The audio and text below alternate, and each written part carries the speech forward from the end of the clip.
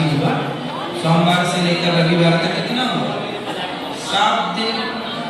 अब इन 7 दिनों में ही हम आए हैं और इन 7 दिनों में ही हम वापस जाएंगे। ये जिंदगी 7 दिनों की। इन 7 दिनों में ही कुछ अच्छा कर लो या कुछ बुरा करो। इन 7 दिनों में ही या राम बन जाओ या रावण बन जाओ, क्योंकि 8वां दिन तो ना दुर्योधन के पास था, ना अर्जुन के पास था, ना राम के पास था, ना रावण के पास था।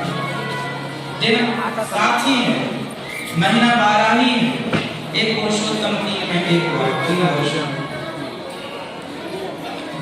सबके लिए 12 महीने हैं और 7 दिन है और 30 दिन महीने। वही भारत में राम जी थे, उसी भारत में हम भी। इसलिए जीवन सुखमय बनाना है तो हमारी बातों पर विचार करना। सुखदेव भगवान कहते हैं, राजन तुमने उत्तम प्रश्न किया है।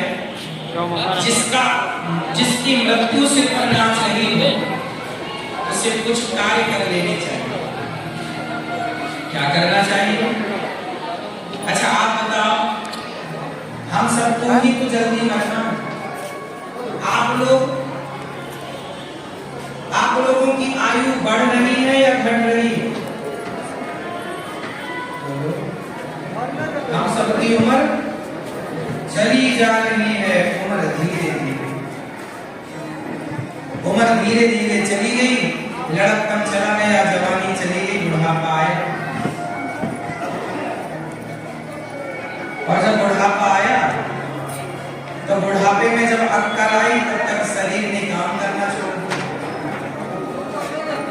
जब समझ आई तो शरीर की जर्जरता सामने थी।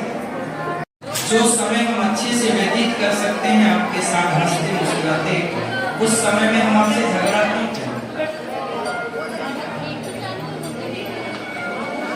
भैया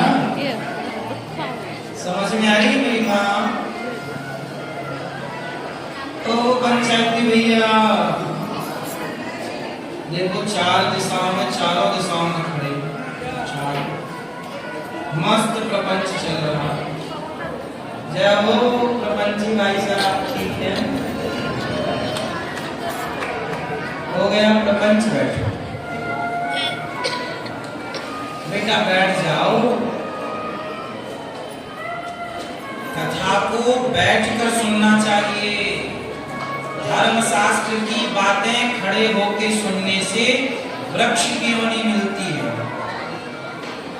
यदि बैठने की जगह है तो बैठकर सुनो, बैठने की जगह नहीं है तो फिर खड़े होना ठीक है, कोई दिक्कत नहीं है। खड़े होके भी प्रभु की बातें हम सुन लें, पर बैठने की जगह है फिर भी आप खड़े होके सुनेंगे तो वृक्ष की योनि प्राप्त करेंगे। कौन सी योनि? पेड़ हमेशा खड़े रहे, इसलिए कथा भाग में बैठ के सुनना चाहिए।